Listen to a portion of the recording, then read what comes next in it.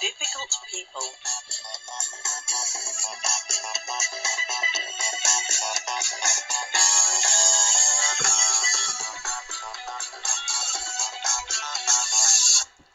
The gossip might seem harmless, but when they're talking about you, it can be extremely upsetting and embarrassing. Gossips take great delight in passing on bad news. Did you hear about poor? They are not that worried about the truth either. As long as it sounds good, they're more than willing to pass the story on, usually exaggerating it in the process. The gossip will often try to find out what you know in order to tell someone else later on, but avoid getting involved. If necessary, be direct. Sorry, I'm just not interested in gossip. Gossip usually dies down quickly when no one wants to listen or contribute.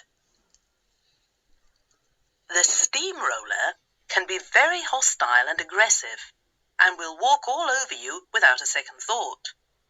They may shout, make threats, and even physically intimidate their victims to get what they want. It is essential to be calm when dealing with a steamroller so that they don't get even angrier.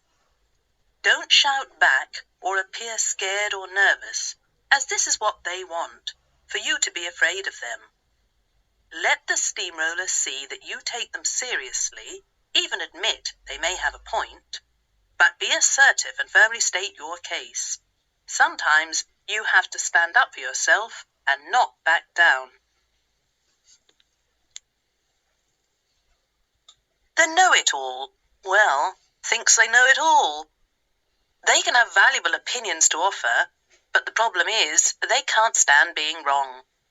The know-it-all tends to dominate conversations and often tries to make other people feel small because of their lack of knowledge. One way to deal with these kinds of people is not to get involved in whatever they are talking about. Stay neutral or admit to seeing both sides of an issue. Don't forget that the most important thing for know-it-alls is winning an argument. If they try to drag you into one, let them know that you couldn't care less about winning. They'll soon get bored if they can't show off.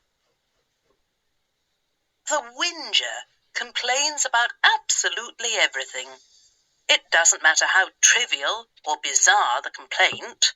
The ice cream was far too cold. The whinger will go on and on about it, as if it's the end of the world. They see the downside of everything and dismiss every solution you come up with. The problem is that deep down, they love moaning. One way to handle a whinger is to agree with them completely. You're absolutely right. I don't know how you put up with it all. Whingers often just want a little bit of sympathy. Once they get it, they should complain less. Okay, they might complain less. No matter what you do, you cannot get a word in edgeways. The chatterbox talks on and on and on.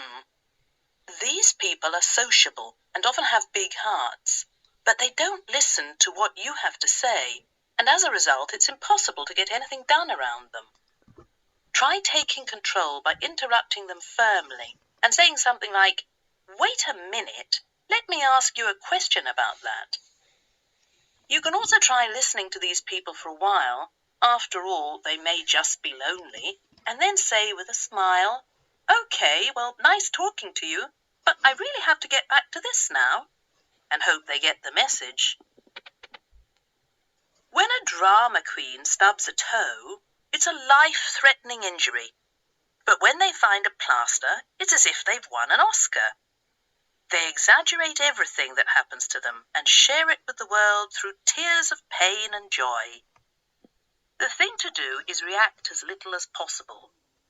By taking an interest in their latest triumph or tragedy, you're just encouraging them to keep blowing things out of proportion.